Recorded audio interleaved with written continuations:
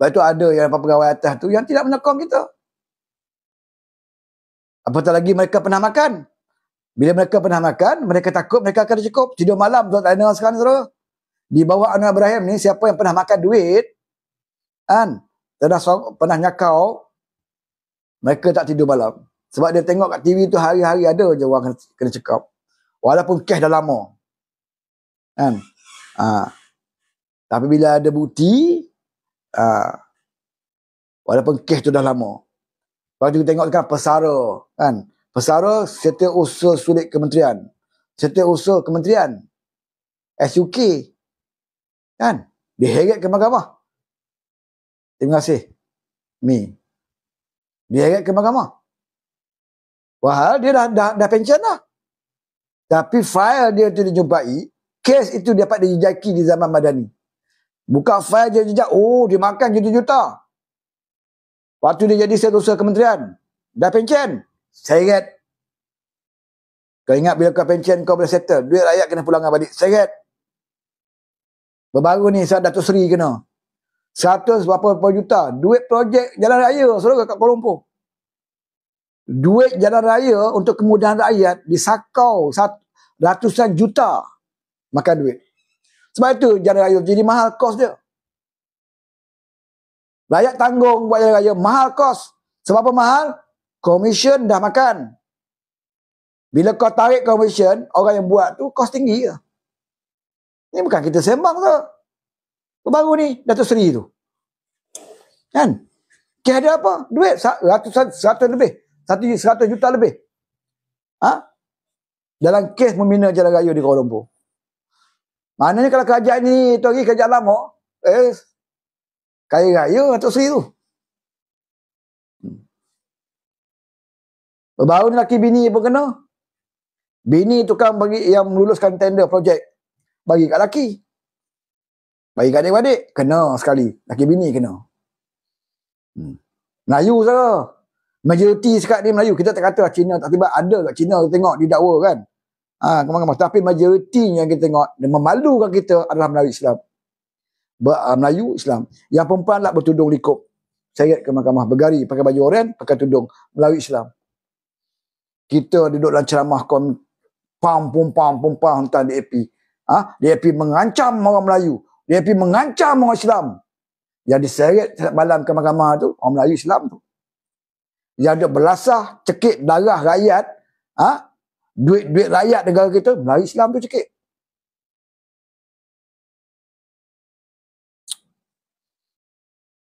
Anak muda dirosakkan. Kan? Oleh pemimpin yang liberal. Apa akan jadi pada anak kita? Sedap Ustaz cakap saudara.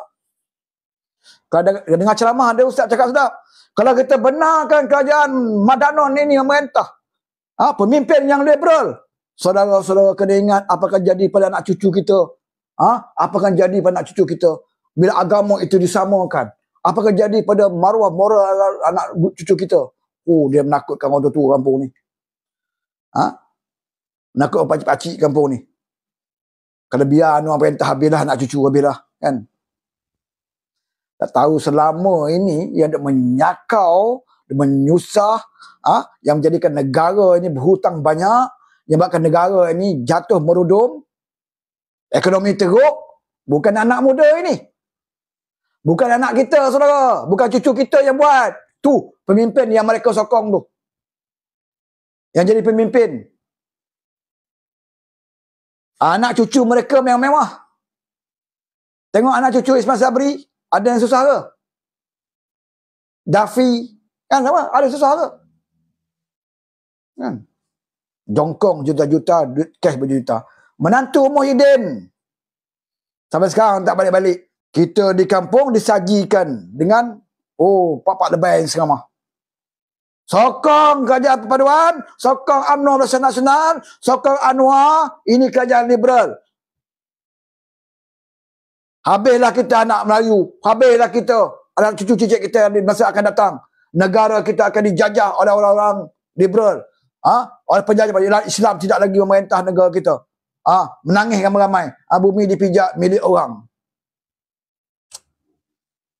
Bila kita cek fakta, yang merosakkan negara kita bukan anak cucu kita. Yang merosakkan negara kita adalah pemimpin yang mereka sokong. Kan? Jadi kata Ismail Sabri ni adalah Perdana Menteri yang terbaik pernah ada dalam Perikatan Nasional.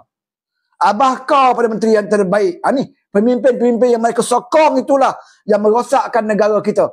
Tapi dalam ceramah-ceramah dia menakutkan kita. Kalau sokong Anwar Ibrahim, anak cucu kita susah. Kalau kamu cerita Nur Izzah itu membina empire kekayaan, Wan Azizah mensyarikat empire kekayaan, anak Anwar Ibrahim itu seorang-seorang membina empire. Okey, logik lah sikit. Kalau sokong Anwar, habislah negara kita. Tengok Nur Izzah kaya. Tu semua kaya. Boleh, saudara. Masalahnya kau tak boleh nak sebut pun. Kita boleh sebut pemimpin dia seko-seko, saudara. Dia tak boleh nak sebut tentang keluarga Anwar. Kau nak tuduh Anwar makan duit? Gaji dia yang halal pun dia tak nak ambil. Kan? Gaji yang halal dari segi hukum syarak, itu pun Anwar tak nak ambil. Masuk akal tak kita kata Anwar nak makan rasuah? Selalunya orang makan rasuah ni, gaji dia ada, tak cukup. Yang dia ada tu tak cukup, hak orang dia nak ambil, rasuah pun sekau. Selalunya tu. Tapi kalau orang yang gaji yang halal pun dia tak nak ambil, tak masuk akal kita nak kata dia makan rasuah. Kebanyakan orang makan rasuah ni, orang yang tak pernah cukup. Walaupun gaji dia besar.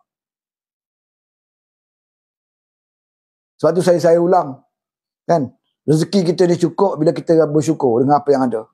Banyak kita bersyukur dengan rezeki kita ada, insya-Allah saudara, kita tidak ada kesempitan memadai untuk kita makan. Tapi kalau kita tidak bersyukur, sebab itu susah. Sebab itu orang kaya-kaya ni, jawatan menteri, gaji besar. Menteri dia dapat gaji, ahli parlimen lagi, allowance lagi, itu belum kira lagi kalau dia pegang JLC lagi. Puluh-puluh ribu sebulan gaji. Tapi dia kenapa dia ambil rasuah? Kenapa lagi dia ambil rasuah? Sebab tak cukup. Gaji menteri tak cukup, gaji parlimen tak cukup, apa semua tak cukup. Rasuah juga tak cukup. Sebab apa tak cukup? Dia tidak pernah bersyukur dengan nikmat Tuhan. Sebab itu hidup tak pernah cukup. Tengok orang kampung kerja naik getah je pun. Kan? Kalau hujan tak menoreh. Kan? Tak hujan dia menoreh. Berapa dia jual getah? Kan? Bila Anwar umumkan getah naik harga. Berapa lama dah getah tak naik harga? Anwar naikkan getah. Harga getah. 2 kali, 3 kali dah harga getah Anwar umumkan naik. Mereka berkata apa? Alhamdulillah. Walaupun naik 20 sen. Naik 30 sen. Alhamdulillah kata mereka.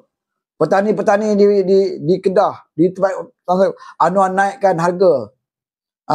Harga lantai. Kan? Alhamdulillah.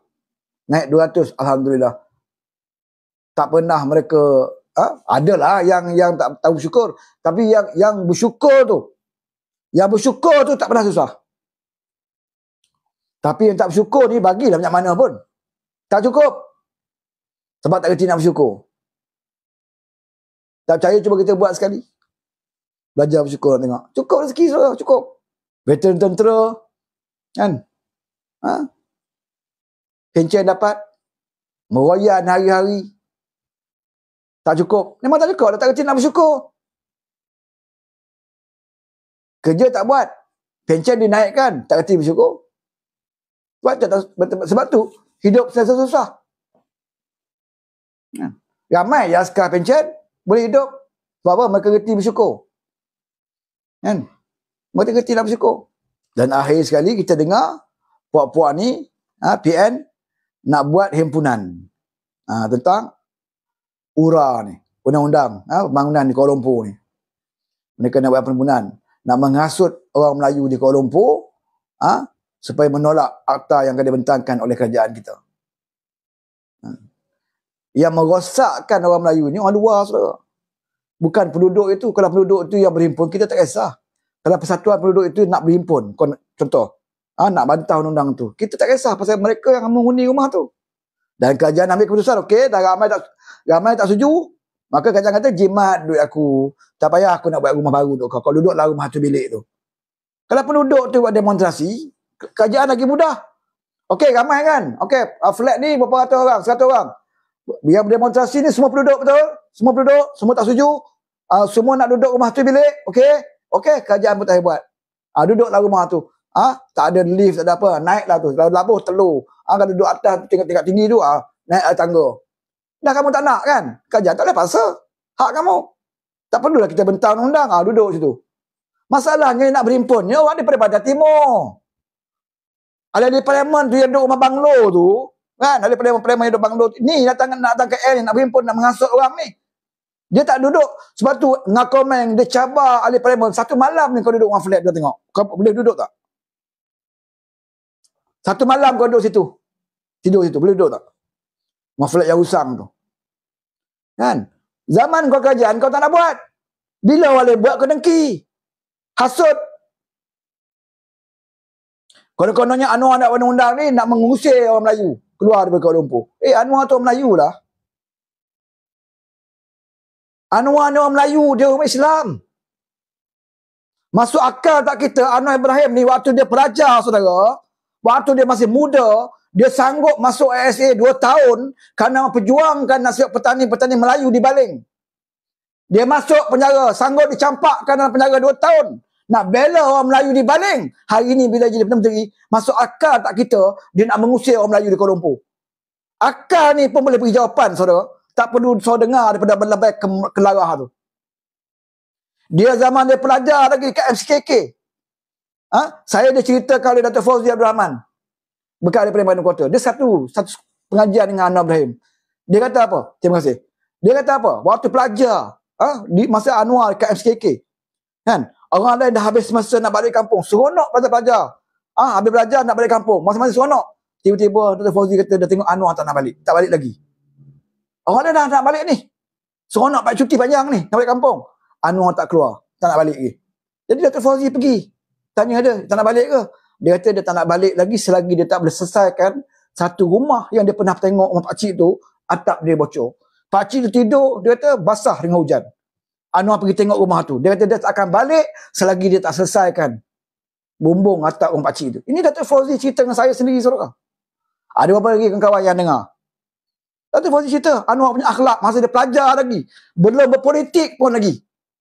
Tapi roh jiwa dia, kesiankan orang ni ada. Akhirnya Dato' Fauzi kata apa? Dato' Fauzi waktu itu ayah ada menteri. Adalah duit sikit. Dato' Fauzi ni ayah ada Datuk Abdul Rahman Taib.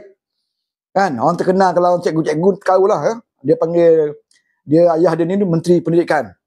Dato' Fauzi Abdul Rahman Taib. Orang panggil, kalau sistem pelajaran polisi pendidikan ni, orang panggil pendidikan Dato' Rahman Taib. Dia ada satu, orang panggil apa tu? Kan?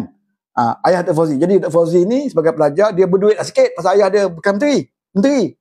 Jadi kumpul 2, 3, 4 orang pelajar-pelajar, Dato' Fauzi, Anwar Ibrahim. Anwar Ibrahim pula ayah dia bekas ahli parlimen juga. Ada duit sikit. Kumpul sesama kawan, pergi beli zinc. Pergi beli zinc, datang rumah pakcik itu, seorang orang kampung upah pasang. Dah pasang semua, buat Anwar kata, jom kita balik cuti. Maknanya baru dia rasa nak balik setelah dia dapat selesaikan masalah, pakcik ni menyatap. Ini saya cerita, saudara. Saya dapat cerita ni bukan dongeng-dongeng. Dapat cerita daripada Dato' Fauzi Abdul Rahman. Dato' Fauzi masih hidup sekarang ni. Kalau selalu jumpa, tanya dia betul tak betul. Dia cerita sebab dia bersama dengan Anwar Ibrahim di MCKK. Orang macam ini, waktu pelajar, ambil tahu tentang orang Melayu, tak Melayu ke, kan, tentang manusia, kebajikan manusia, kemudian dia sanggup masuk penjara kerana nak bela petani-petani di Baling sana, penoreh getah di Baling. Orang macam ni kita nak kata nak halau orang Melayu di Kuala Lumpur. Ya betul. Sebenarnya ya, laporan Abdul Rahman Talib. Ini bekas cikgu kot. Siapa cikgu dia tahu. Dia macam ada satu polisi dasar pendidikan dulu. Dipanggil laporan Abdul Rahman Talib. Itu Dato' ni ayah kepada Dato' Fauzi Abdul Rahman. Bekas pengurusi keadaan Pahang dulu. Saya masa tu pengurusi ketua penerangan keadaan Pahang, saya duduk jumpa dia dalam mesyuarat. Lepas mesyuarat kita cerita, dan saya tanya dia kan. Dia ada pengalaman dengan Anwar Ibrahim di sekolah.